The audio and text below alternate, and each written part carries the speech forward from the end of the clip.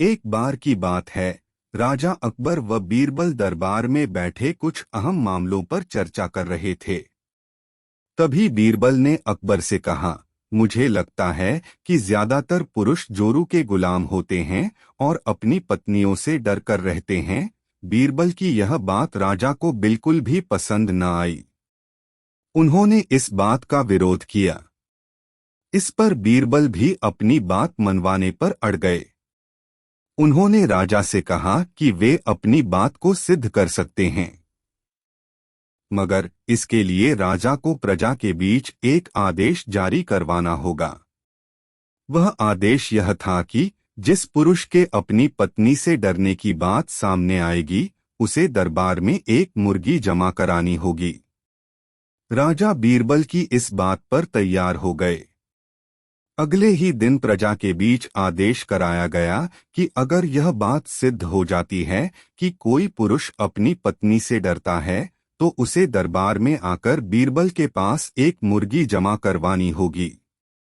फिर क्या था, देखते ही देखते बीरबल के पास ढेरों मुर्गियां इकट्ठा हो गईं और सैकड़ों मुर्गियां महल के बगीचे में घूमने लगीं। अब बीरबल राजा के पास पहुंचे और बोले, महाराज, महल में इतनी मुर्गियां इकट्ठा हो गई हैं कि आप एक मुर्गी खाना खोल सकते हैं, इसलिए अब आप इस आदेश को वापस ले सकते हैं। मगर महाराज ने इस बात को गंभीरता से नहीं लिया और महल में मुर्गियों की संख्या धीरे धीरे और भी ज्यादा बढ़ने लगी। इतनी अधिक मुर्गियां महल में जमा हो जाने के बाद भी जब राजा अकबर बीरबल की बात से सहमत नहीं हुए, तो बीरबल ने अपनी बात सिद्ध करने के लिए एक नया उपाय निकाला। एक दिन बीरबल राजा के पास गए और बोले, महाराज, मैंने सुना है कि पड़ोस के राज्य में एक बहुत की खूबसूरत राजकुमारी रहती है। अगर आप चाहें तो क्या मैं आपका रिश्ता वहां पक्का कर आऊं? यह सुनते ही राजा चौंक उठे और बोले, बीरबल, तुम ये कैसी बातें कर रहे हो? महल में पहले से ही 2 महारानियां मौजूद हैं।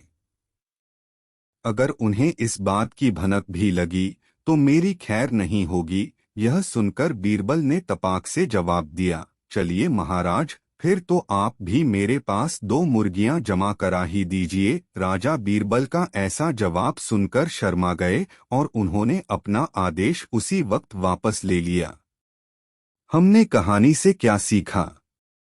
अकबर बीरबल की इस कहानी से हमें यह शिक्षा मिलती है कि बातों की चतुराई से हम किसी भी बात को मनवा सकते हैं। जरूरत है तो बस बीरबल की तरह चतुराई से अपना पक्ष रखने की।